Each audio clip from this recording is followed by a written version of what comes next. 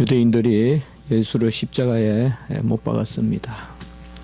당시 병사들은 네 사람이 한 조를 이루어서 이렇게 일을 보고 또 일을 처리하는데, 사도행전 12장 4절에 보면 그런 말씀이 있습니다.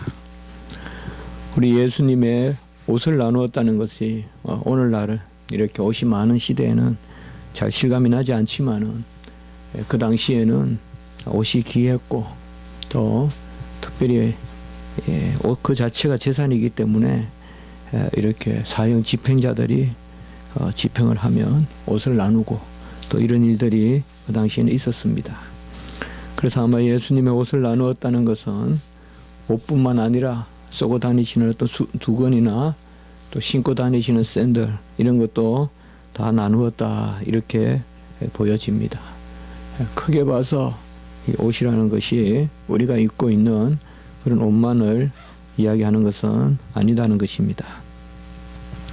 특별히 이런 집행자들에게 사형수의 옷은 일종의 보수와 같이 이렇게 여겨져서 그들이 그것을 취하고 하는 것을 볼 수가 있습니다. 특별히 예수님의 이 겉옷 혹은 예수님의 어떤 그런 의장, 이런 것은 이 네 사람이 나누고, 그리고 속옷은 호지 아니하고 꿰매지 아니한 옷이다라고 이렇게 말하고 있습니다. 호지 않았다고 하니까 통으로 짠 그런 옷이 되겠습니다. 서로 이것을 나누어서 가지면 찢어지면 의미가 없으니까 이제 제비를 뽑아서 이 옷을 한 사람이 가지자라고 이렇게 하고 있습니다. 이 말씀은 시편 22편에 나오는 그런 말씀을 이룬 것이다. 22편에는 특별히 우리 주님의 고난당하시는 그런 십자가가 잘 나타나 있는 그런 말씀인데, 22편 14절에 보면 물같이 녹고 뼈가 어그러지고 마음도 밀랍같이 녹는다, 그렇게 말하고, 이것은 영혼의 고통을 이야기하고요.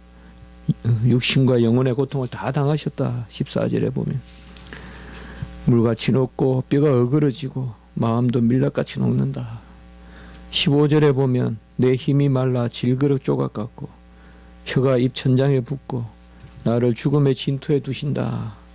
이것도 바로 주님이 십자가에 달려서 그렇게 혀가 입에 붙는, 이게 바로 십자가의 고통이거든요. 16절에는 보면 개들이 나를 에워싸고 악한 무리가 수족을 찌른다 라고 이렇게 말씀하고 있습니다.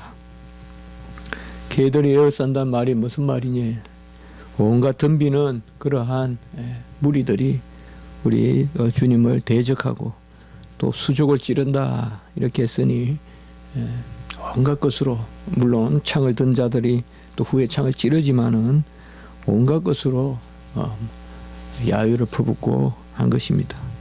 그리고 마지막 18절에 보면 내 겉옷을 나누며 속옷은 제비뿐나이다 라고 해서 시편 22편 18절에 보면 바로 오늘 있을 말씀이 그대로 예언되어 있는 것을 볼 수가 있습니다.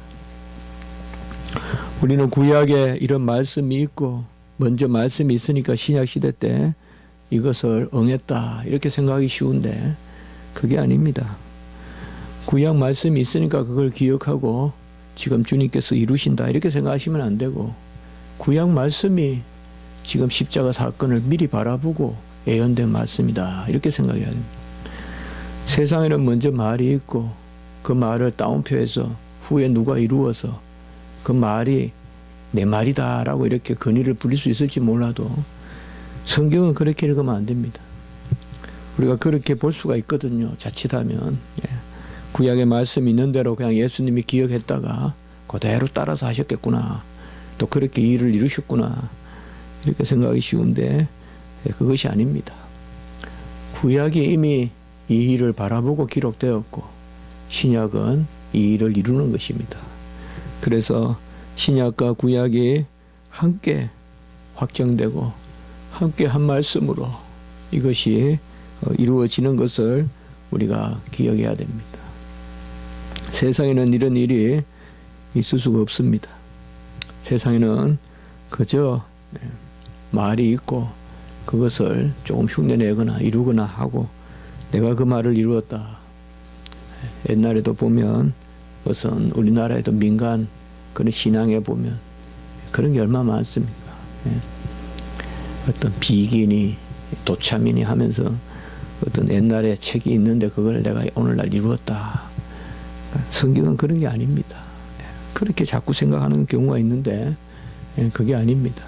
먼저 말씀이 이 시대에 일어날 일을 먼저 바라보고 그 말씀을 기억하는 거기 때문에 하나님 편에서는 신약과 구약이 동시 기록됐다고 봐도 과언이 아닙니다.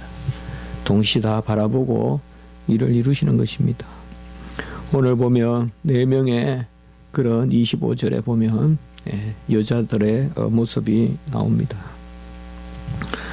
이렇게 주님이 십자가와 부활에 여자들이 특히 많이 나오는 것은 바로 당시에 많은 여인들이 우리 주님을 쫓고 또 신앙생활을 열심히 했다라고 우리가 보여지고 오히려 남자들이 마음을 변하고 또 뭔가 많은 것을 할 듯 하지만은 빨리 또 식어버리고 이런 데 비해서 여인들이 끝까지 우리 주님의 곁을 지키는 것을 우리가 바라볼 수가 있습니다.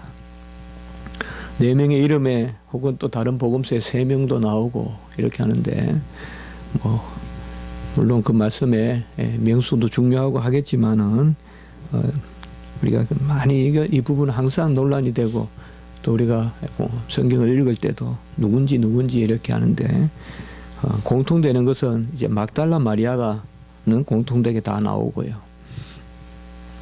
막달라 마리아 오늘 보면 4번째 나오는데요. 그리고 세베대의 아들들의 어머니 마리아, 그는 살로메다. 그 세베대의 아들들의 어머니, 이거는 세베대의 아들도 요한과 야고보잖아요. 그의 어머니 마리아가 있는데 마태복음 27장 56절에 그 이름이 또 마가복음 15장 40절에 또 살로메로 나와요. 그래서 요한과 야고보의 어머니가 살로메다. 그리고 또 어머니의 이름이 마리아다. 그때는 이렇게 여러 이름이 있었던 것 같아요.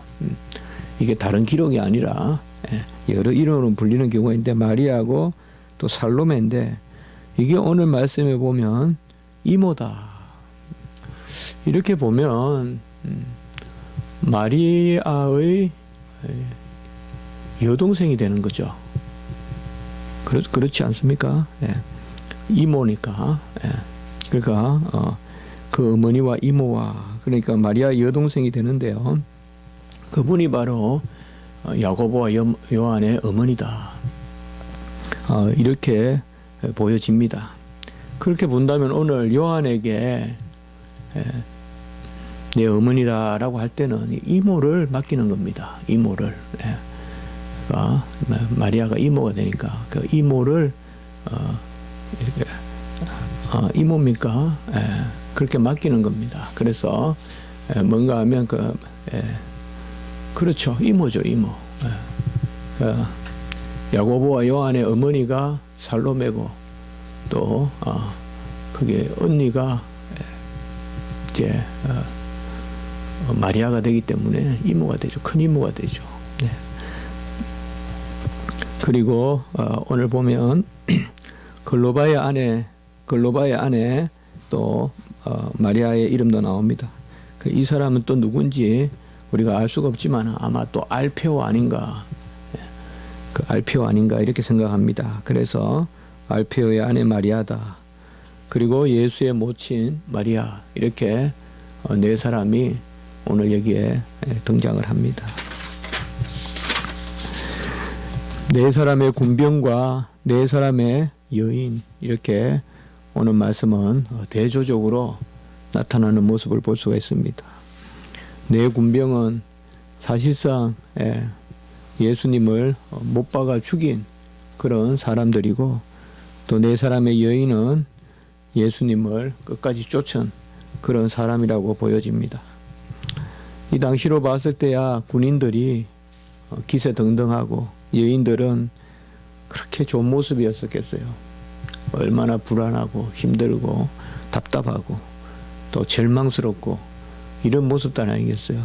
그러나 오늘날 우리가 보기에는 이 여인들이 훨씬 복스럽고 또 은혜되고 또 택함받은 그러한 영광의 자리에서는 그런 여인들이라고 우리가 믿어서 의심하지 않는 것입니다.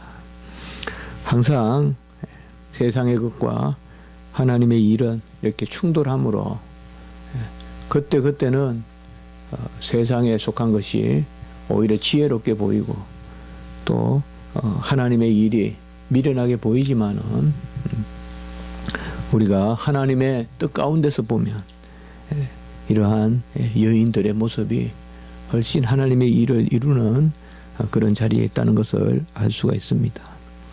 오늘 26절에 보면 예수께서 자기의 어머니와 사랑하시는 제자가 곁에 서 있는 것을 보시고 이렇게 이야기했습니다.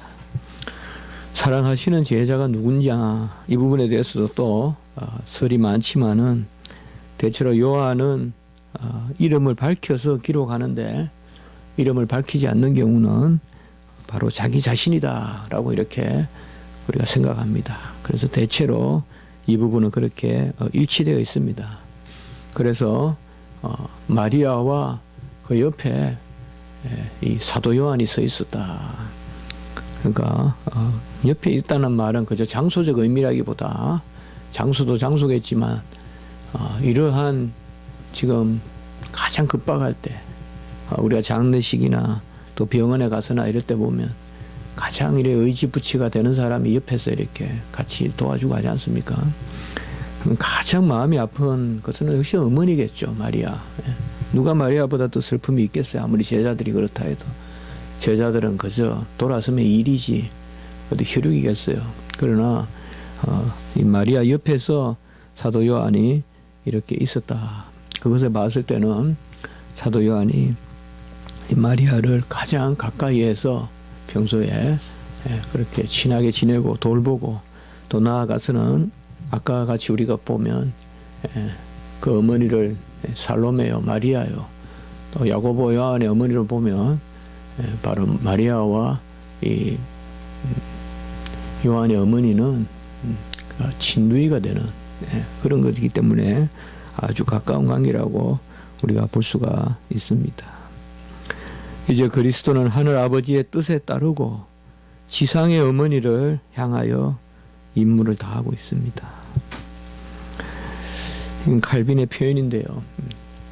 아버지가 없죠. 사실상 우리 예수님은 어떻게 보면 요셉은 아버지죠. 분명히 아버지지만은 혈육은 아니잖아요. 분명히 아주 비밀스러운 신비한 그러한 출생을 했기 때문에 그래서 칼빈은 아버지의 뜻을 따르고 아버지는 여기서 이제 성부 하나님이죠. 하늘 아버지의 뜻을 따르고 지상의 어머니를 향해서는 의무를 다하고 있다. 이렇게 말하고 있습니다. 누가복음 16장 26절과 마태복음 10장 37절에 보면 아비나 어미를 나보다 더 사랑하는 자는 내게 합당치 않다. 이렇게 이야기합니다. 그러니까 많은 경우에 우리가 이런 구절을 들어서 하나님의 일을 하는 사람은 아비나 어미를 내치고 먼저 하나님을 섬겨야 된다. 그렇게 생각하기 쉬운데 그건 하나님의 섭리를 잘 몰라서 하는 이야기입니다. 그럼 하나님은 부모를 공경하라 그랬잖아요. 이건 하나님을 살아계신 하나님이라 보면 항상 우리가 말씀을 읽을 때는 하나님이 살아계시기 때문에 이 두 말씀을 함께 이루시는 거예요. 우리는 이 말씀이 부대끼지만은 하나님은 그렇지 않습니다. 저도 학생들을 이렇게 만나면 이런 갈등들을 이야기하는데요. 어쨌든 하나님이 부모를 멀리하고 하나님을 섬기게끔 그렇게 놔두지 않습니다. 그런 자리로 이끌지 않습니다. 이 말은 달리 말하면 부모 공경하면서 하나님을 잘 섬기도록 그렇게 하나님이 길을 내십니다. 그 당시에는 부모님과 부대끼는 것 같아도 지나고 나면 그게 다 부모를 이해한 거가 되고 하나님을 또 섬기는 것이, 그렇기 때문에 무슨 하나님을 위해서 부모를 버렸다라고 하는 말하는 그 자체가 아직까지 하나님 뜻을 잘 모르고, 진짜 뭐 하나님이 이래서 부모를 유기하고 부모를 봉양하지 않고 그런 상태로는 하나님 두시지 않는다 이 말이죠. 그는 뭘 몰라도 한참 모르고 또 자기가 어떤 자기 변명이나 그런 것이라고 볼 수가 있습니다. 우리 주님은 어떻게 보면 많이 오해를 받을 수도 있었겠죠.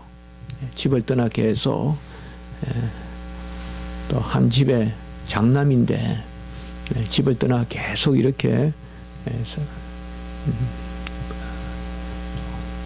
주유하면서 여기저기 다니면서 어떻게 보면 어머니로서야 마리아는 일찍 잉태 때부터 알았지만은 그래도 또 그 마음이 그랬겠어요. 그런데 예수님은 결코 부모님을 거역하고 하는 그런 자리에 서지 않았다는 것을 우리가 볼 수가 있습니다. 어릴 때부터 순종했고 마지막까지 이렇게 여자여 보소서 아들이니다. 어떻게 보면 다른 것보다 다 이야기하지 않고 이 어머니를 맡기는 이 모습을 우리가 볼 수가 있습니다. 어쨌든 하나님께서 우리에게 기회를 주실 때, 부모님 살아 계실 때 잘 효도해야 됩니다. 부모 없는 여기는 사람은 짐승과 같습니다. 잘 효도하고 가족도 귀하게 여기고 그렇게 해야지. 친척도 없고 형제도 없고 이게 오늘날 세태입니다. 다 뿔뿔이 어릴 때는 그렇게 오손도손 나누다가 형제 자매를 모르는 사람이 무슨 남의 은혜를 갖겠어요. 형제 자매를 어릴 때 나를 돌본 그것을 귀하게 여기지 않는데 무슨 남의 은혜를 갖고 남의 사랑을 갚는 그런 일을 할 수가 있겠어요. 우리가 오늘 말씀을 통해서 칼빈도 그렇게 또 주석을 해나왔어요. 정말 마지막까지 이렇게 어머니를 돌보는 이러한 것을 우리가 잘 기억해야 되겠다. 그 당시에 유대인들이 아주 이기주의가 극에 달했어. 오늘날 우리나라와 비슷해요. 그러니까 형제도 없고 부모도 없고 한번 어디 가보면 아파트 같은 데 보면 바깥에 벤치에 보면 쓸쓸하게 밤이 늦은데도 그냥 집에 안 들어가고 그런 벤치에 앉아있는 그런 우리 아파트에도 있더라고요. 그런 사람들이 이렇게 보고 있으면 과연 저게 뭐냐, 저게 과연 문명이 만들어낸, 최소한 우리 어릴 땐 그런 모습 보지 않았거든요. 가난하게 살아도 항상 부모님이 집에 가면 중심 자리에 앉아 계시고 연세가 드셔도 가장 방을 하나 차지하고 계시고 다시 그걸 회복해야 돼요. 그런 기독교적 가치니 무슨 유교 가치니 할 게 아니라 하나님의 가치예요. 부모를 공경하고 하는 것은 그게 깨지니까 모든 게 흔들리고 불안하고. 내가 어제 그제 마리아를 데리러 가는데 밤에 먼 데서 보니까 그게 이제 계단이 있단 말이에요. 이제 그 학원에서 내려오는데 중학교 2학년이나 된 아이 같아요. 둘이 앉아가지고 이제 거기서 콜라를 마시고 과자를 펼쳐놓고 계단에서 길을 딱 막고 있는 거라. 그러니까 이제 어느 할아버지 한 분이 그 연세가 한 70은 넘어 보이는데 그 자리를 피하라 하니까 안 피해주는 거예요. 끝까지 안 피해주는 거라. 그러면서 아이들 착하게 생겼어요. 아주 누가 봐도 뭐 아주 얕게 생기고 부모 사랑 안 받고 그런 잘한 아이 같지 않아요.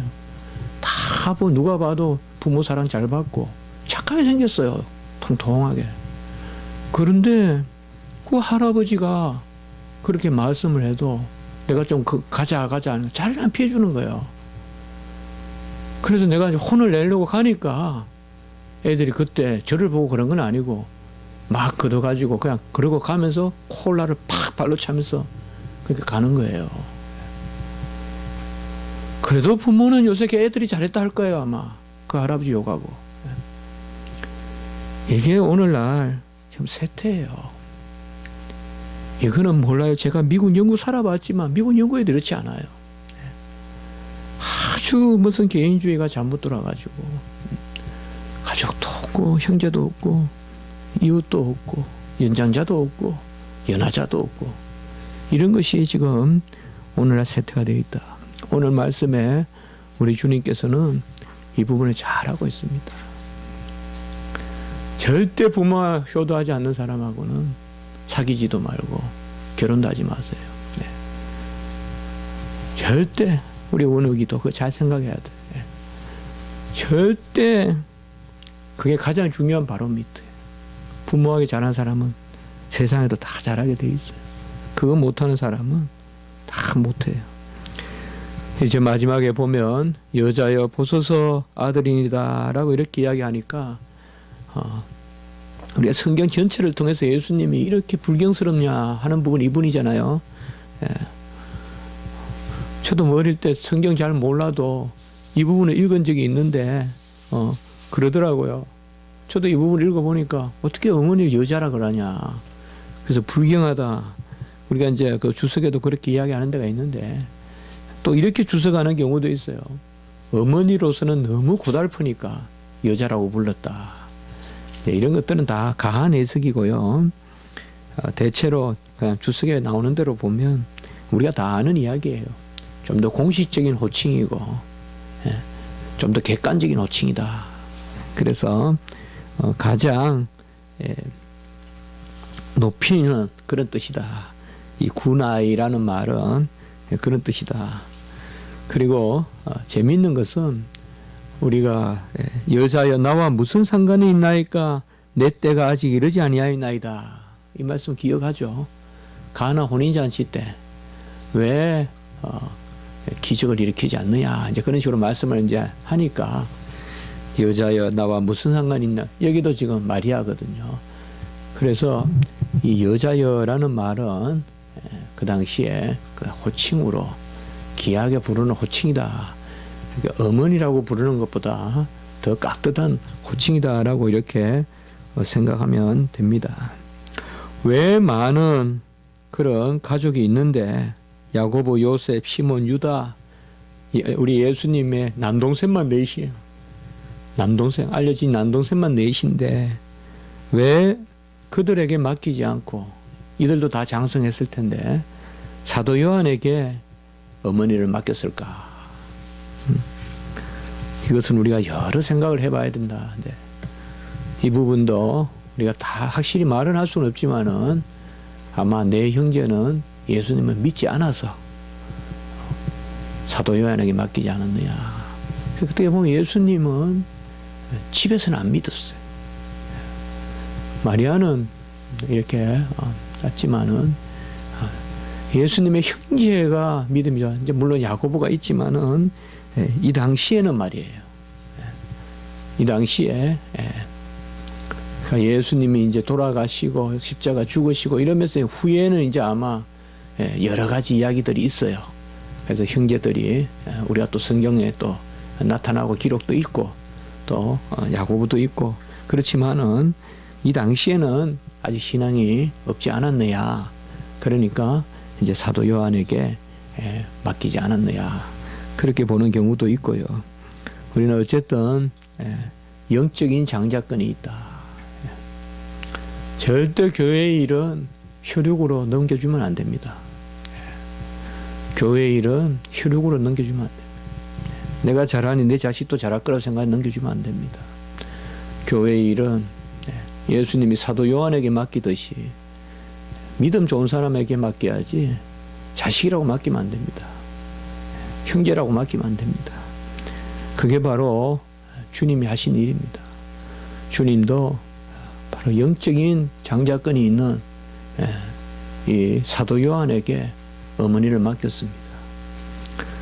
이 어머니는 이후로 11년을 더 살고 돌아가셨다라고 보는 경우도 많고 그리고 얼마나 더 사셨는지는 몰라도 에베소 교회 이 사도 요한이 이제 에베소를 담임 목회하거든요.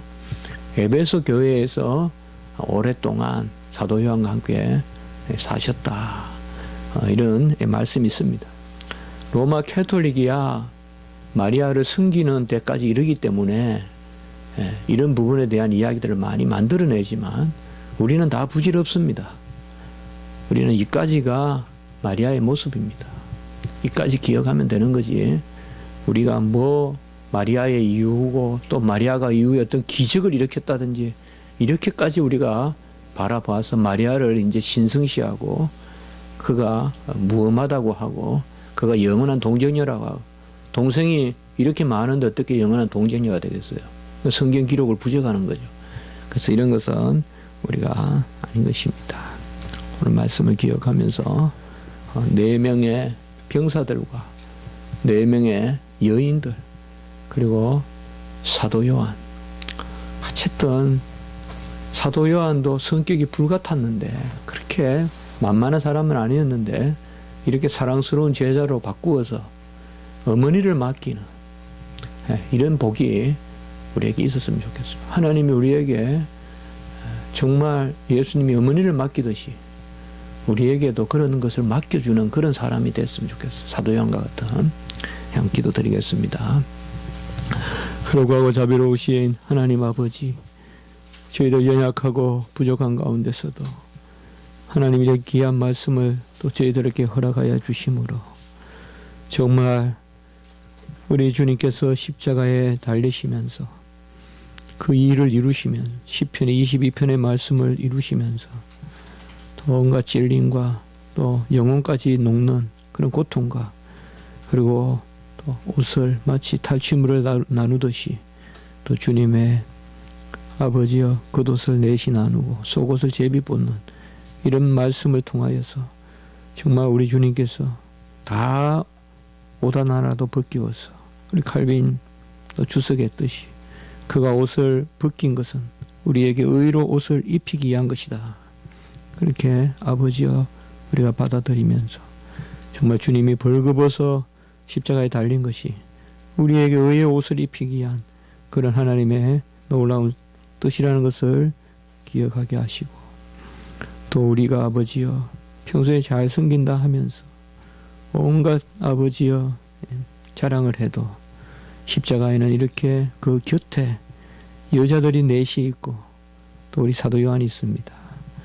여자들과 같이 드러나지 않지만은 주님을 끝까지 섬기고 또 의지하고 소망하는 자리에 서게 하시고 또 사도 요한과 같이 정말 주님이 믿고 맡길 수 있는 그런 사람이 될 수 있도록 어머니라도 맡기는 사도 요한의 모습과 같이 오히려 베드로에게 맡기지 않고 사도 요한에게 맡겼습니다.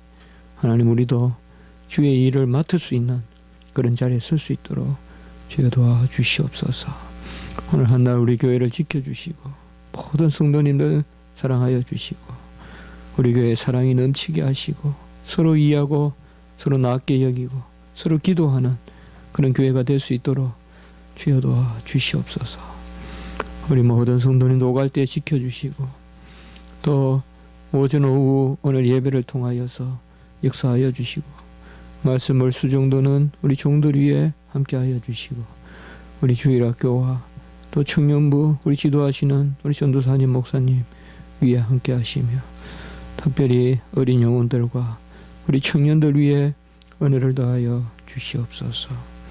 우리 교회가 본연의 일을 감당할 수 있도록 이 봄에 저희들을 다시 깨우쳐 주시고 새 힘을 주셔서 교회 본연의 일을 잘 감당할 수 있도록 주여 도와 주시옵소서. 예수님의 이름으로 감사하며 기도드리옵나이다. 아멘.